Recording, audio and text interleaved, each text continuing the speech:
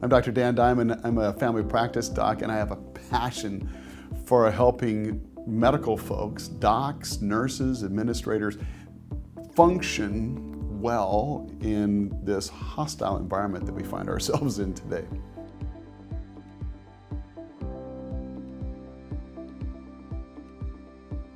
I came back from Hurricane Katrina not wanting to know why there were so many victims, because we knew we were going to have a lot of victims. We had 50,000 body bags. But I wanted to understand why it is that some people don't become victims. And so I started doing a lot of thinking and reading and interviewing and came up with some concepts on how it is that these people think differently, what their mindset is like that allows them to stay fully engaged despite tremendous obstacles and make an impact and leave a legacy. And it changed my world when I realized what was really going on. So that's my passion, is sharing that and taking the people back behind the scenes to understand how it is that some people become unstoppable despite tremendous obstacles. And the media didn't show that side of Katrina. They didn't show that side of Haiti or the Philippines or Honduras or any of these disasters that I've done around the world. They usually focus on the victims. And we can easily tend to focus on the victims. We don't learn a lot by doing that. We learn by focusing on the people that are excelling despite the challenges.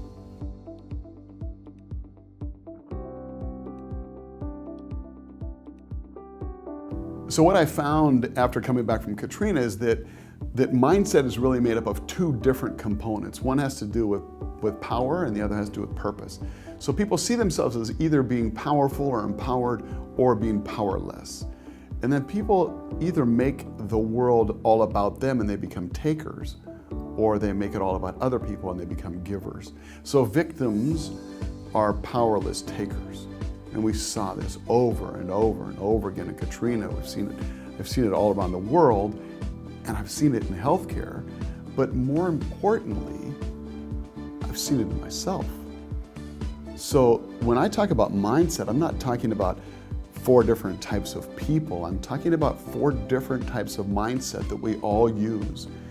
And it just kind of depends on how the day goes. I might start off with a thriver's mindset of I have the power to make a difference and I'm giving to other people, and then I get to work. And my partner hasn't done any charts. I got patients coming back in for follow-up. I have no clue what happened to the patients. There's no way to find out what's going on. He's off for the day. And all of a sudden I start feeling like a victim. Like, I don't have any power around here. I'm working in this lousy place. I got to look out for myself. If I don't look out for myself, who's going to look out for myself? What can I do? Or I shift into this controller's mindset of, I have the power around here and I can make him or her miserable by becoming a taker and saying with my hands on my hips, I gotta look out for number 1. If I don't look out for number 1, who's going to? That mindset we saw over and over again in Katrina as people were shooting at rescue workers, which makes no sense whatsoever if you want to be rescued, is not a very effective strategy, but yet we all use it sometimes.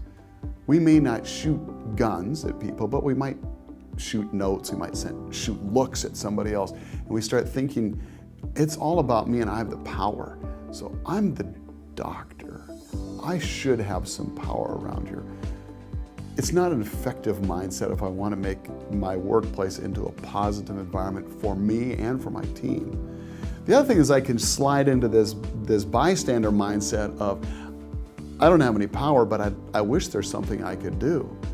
And it's kind of a safe place to go because you don't stick your neck out, you don't ever hurt yourself or your reputation, you just kind of go milk toasty and think, well, I wish there's something I could do, but I don't have any power. So these people are kind of bound up with this doubt of what difference could I make anyway?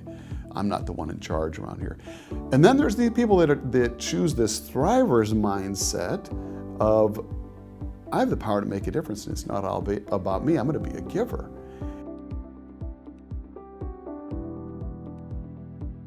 So if I approach my work with this thriver's mindset of being a powerful giver, I start looking at my team differently, I start looking at the organizational differently, and I start thinking about, if I have the power to make a difference and it's not all about me, then what kind of an impact can I have on my team? What happens in my team if I start looking at it like, I'll do anything I can to help my team members become successful, and I don't care who gets the credit. That's really powerful, and it can transform. It's probably the fastest way to transform your world is to take an interest in the people that are on your team and do whatever you can to help them be successful. But then I think beyond that, how do I rally my team to start looking at the teams around us in a way that we say, I wonder what's keeping them up at night. I wonder what their challenges are. I wonder if there's something that our team could do to help them be successful, especially if we don't care who gets the credit.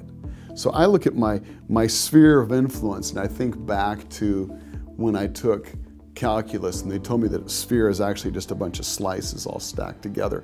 I can either come to work and think about my slice, like I'm here and I need to go there and I've got some risks and I've got some resources, or I can start looking at the other slices around me.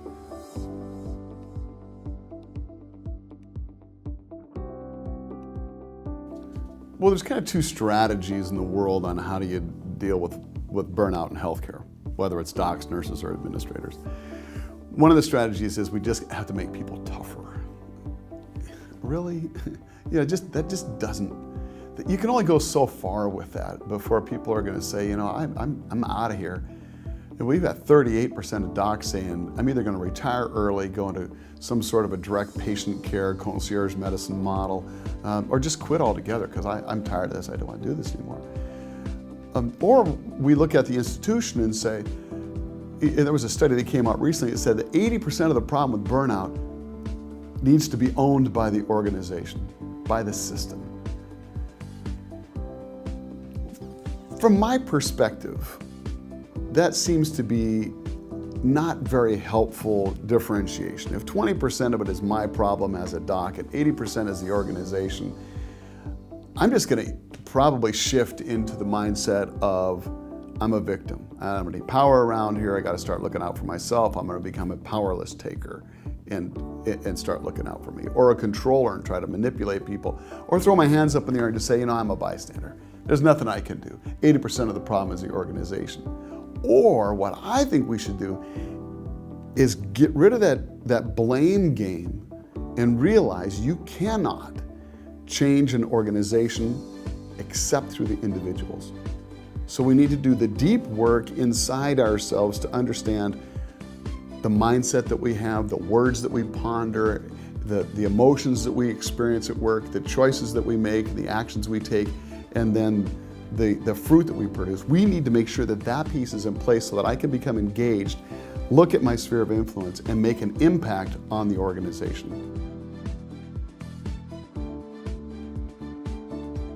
So one of the things that we see going on with a variety of different organizations are trying to figure out how they can take disengaged healthcare professionals, docs, nurses, administrators, and get them to become engaged. But if you look at the Gallup Q12, which actually has 13 questions in it, which is like, are you serious, you guys? It's your stats people, you should be able to, but Q12 is what it is.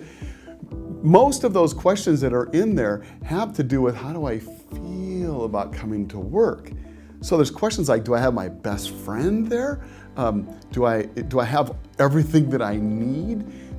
Am I getting adequate feedback from my boss or supervisor?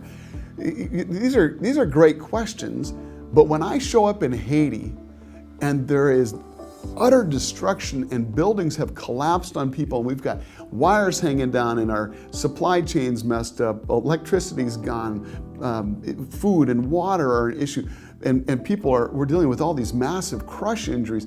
I don't come into that situation and go, oh, wow, this is the best place to work. And my best friend is here, and I have everything that I need. If I showed up in these harsh environments with this attitude of, how do I feel about practicing medicine here? I'm not going to get anything done. I need to take it a step above being engaged to the level of, am I invested? Do I care about the outcomes of this? Am I willing to look at this from a different perspective, where I say, even though it's a harsh environment, am I willing to lean into this and contribute and make a difference? And then take it one step beyond that and say, am I devoted? Do I look at this from an ownership perspective, where if it doesn't work out well, I say, I own it. That's my issue. That this didn't go well, it's my issue.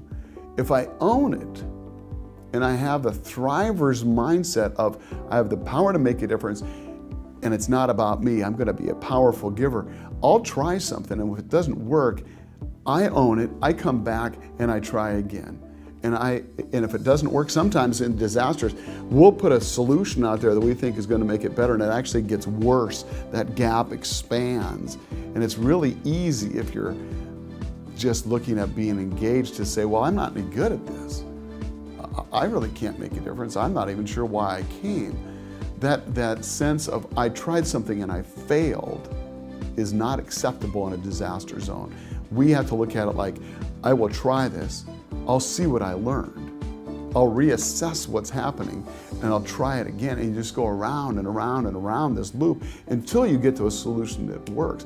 And I believe that's what we need in organizations, are people that have this growth mindset that says, there's no such thing as failure, there's only feedback. I'm going to continue on. I can do that when I've done the deep work of getting the right mindset in place to say, I have the power to make a difference. It's not about me. I don't care who gets the credit.